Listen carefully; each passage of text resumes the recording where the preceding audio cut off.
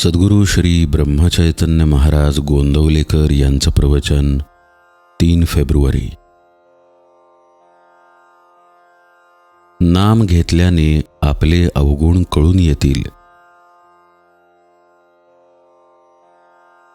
जगातील अनेक साधने जरी पाहिली तरी त्या सर्व साधनांची पहिली पायरी ही की मनुष्याला त्याचे अवगुण दिसू लागणे. जसजसे साधन वाढत जाईल तसतसे आपल्यातले अवगुण प्रखर रूपाने दिसू लागतात आणि त्या अवगुणांचा पुढे डोंगरच वाटू लागतो. हे परमेश्वरा, इतक्या अवगुणांनी मी भरलेला असताना तुझे दर्शन व्हावे अशी मी कशी अपेक्षा करू? एवढ्या पर्वतप्राय अवगुणांच्या राशीतून मला तुझे दर्शन होईल हे कालत्रयी तरी शक्य आहे का, असे वाटू लागते. साधन करण्यापूर्वी रागीट माणूस कधी त्या रागाची खंत बाळगत नाही, किंबहुना तो अवगुण आहे हे मुळी त्याला पटतच नाही.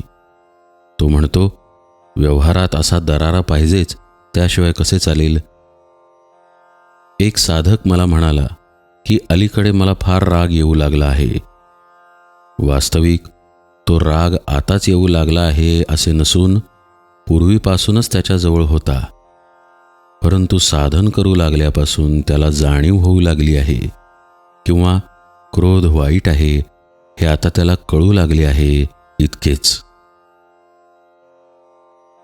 एक लग्नाचा मुलगा होता. त्याने बऱ्याच मुली पाहिल्या, पण एकही त्याच्या मनास येईना. त्याचे आईवडील कंटाळून त्याला म्हणाले, तुला मुलगी पसंत पडू दे, मग आम्ही पुढचे काय ते ठरवू. ते काही मुलगी पाहायला बरोबर जात नसत. त्या मुलाची मोठी बहीण होती, तीच त्याच्याबरोबर जात असे. एका ठिकाणाहून मुलगी पाहून आल्यावर मोठ्या बहिणीने त्याला विचारले, कशी वाटली रे तुला? त्यावर तो म्हणाला, नाही बुवा, आपल्याला पसंत. मोठी बहीण चाणाक्षू होती.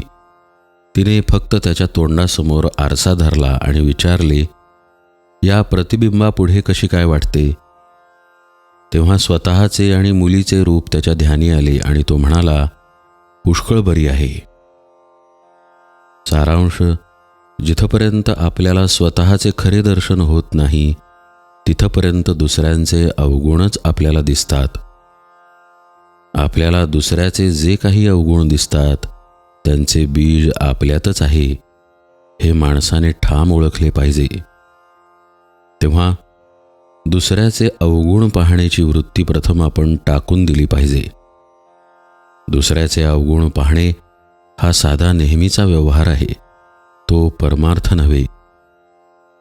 खरा परमार्थी जो असतो तो सतत आत्मपरीक्षण करत असतो. त्याला दुसऱ्याचे अवगुण दिसतच नाहीत.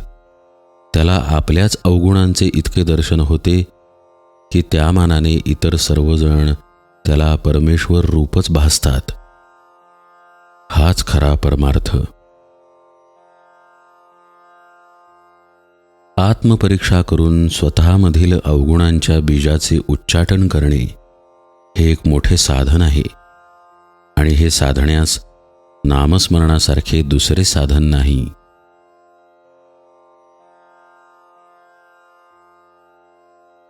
जानकी जीवन स्मरण जय जय राम.